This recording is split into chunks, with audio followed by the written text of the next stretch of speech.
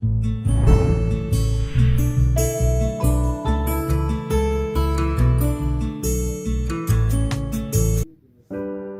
saudaraku, siapakah sesungguhnya orang Samaria itu?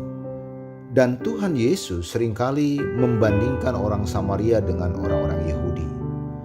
Jika kita melihat perumpamaan Tuhan Yesus tentang orang Samaria yang baik hati yang kita bisa baca dari Injil Lukas pasal yang ke-10 ayat 26 sampai dengan 27. Kata Yesus kepadanya, "Jawabmu itu benar, perbuatlah demikian maka engkau akan hidup." Tetapi untuk membenarkan dirinya orang itu berkata kepada Yesus, "Dan siapakah sesamaku manusia?" Jawab Yesus, "Adalah seorang yang turun dari Yerusalem ke Yerikho.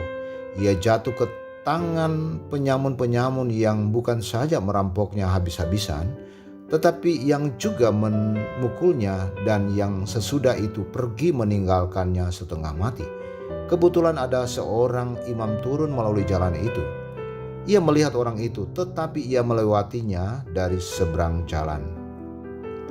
Demikian juga seorang Lewi datang ke tempat itu. Ketika ia melihat orang itu, ia melewatinya dari seberang jalan. Lalu datang seorang Samaria yang sedang dalam perjalanan ke tempat itu. Dan ketika ia melihat orang itu, tergeraklah hatinya oleh belas kasihan. Ia pergi kepadanya lalu membalut luka-lukanya. Sesudah ia menyiramnya dengan minyak dan anggur. Kemudian ia menaikkan orang itu ke atas keledai tunggangannya sendiri, lalu membawanya ke tempat penginapan dan merawatnya. Keesokan harinya ia menyerahkan 2 dinar kepada pemilik penginapan itu. Katanya, "Rawatlah dia, dan jika kau belikan lebih dari itu, aku akan menggantinya waktu aku kembali." Siapakah di antara ketiga orang ini menurut pendapatmu adalah sesama manusia dari orang yang jatuh ke tangan penyamun? Jawab orang itu, "Orang yang telah menunjukkan belas kasihan kepadanya." Kata Yesus kepadanya, "Pergilah dan berbuatlah demikian." Orang Samaria seringkali menjadi fokus pernyataan daripada Tuhan kita Yesus Kristus. Kita flashback ke belakang tentang Raja Daud yang memimpin kerajaan Israel Raya. Raja Daud mempersatukan 12 suku dengan kekuatan yang luar biasa pada saat itu, menjadi kerajaan yang sangat-sangat kuat pada zaman itu. Dan ketika Salomo anaknya menjadi raja, dia juga melanjutkan kejayaan bapaknya menjadi raja yang kuat. Tetapi saudaraku, ini yang harus kita ketahui. Mulai runtuh mulai terjadi degradasi karena istri-istrinya juga melakukan penyembahan berhala. Ini yang penting kita pahami. Dan Rehabeam anaknya Salomo menjadi raja. Dan disinilah titik awal perpecahan terjadi di kerajaan Israel dan menjadi 2, yaitu kerajaan Israel Utara dan kerajaan Israel Selatan.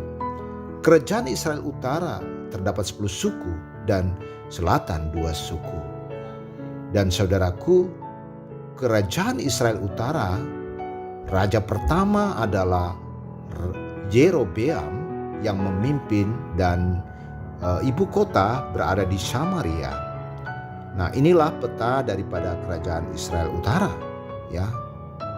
Nah, saudaraku, pada zaman itu Manasye orang Samaria membangun bait Allah untuk orang-orang Samaria.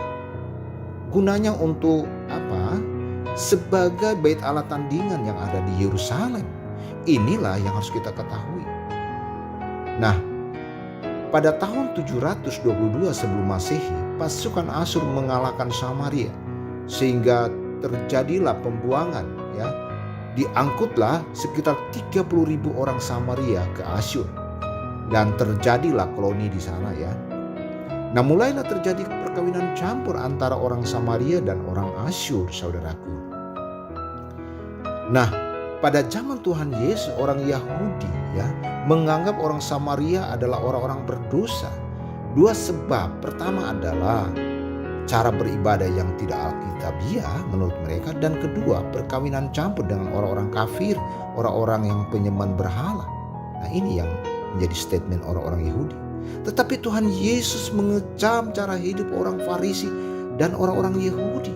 Dia kecam. Yang menganggap hidup suci justru dikecam oleh Tuhan Yesus. Dan bahkan Tuhan Yesus memberikan contoh cara hidup orang yang benar, yaitu cara hidup orang-orang Samaria. Sebab orang Samaria menganggap dirinya berdosa. Ada pengakuan dari dalam hatinya mereka berdosa. Dan Yesus berkata, "Aku datang bukan untuk orang benar, tapi untuk orang berdosa." Nah, saudaraku, itulah esensi kebenaran pada video kali ini. Tuhan Yesus memberkati. Amin.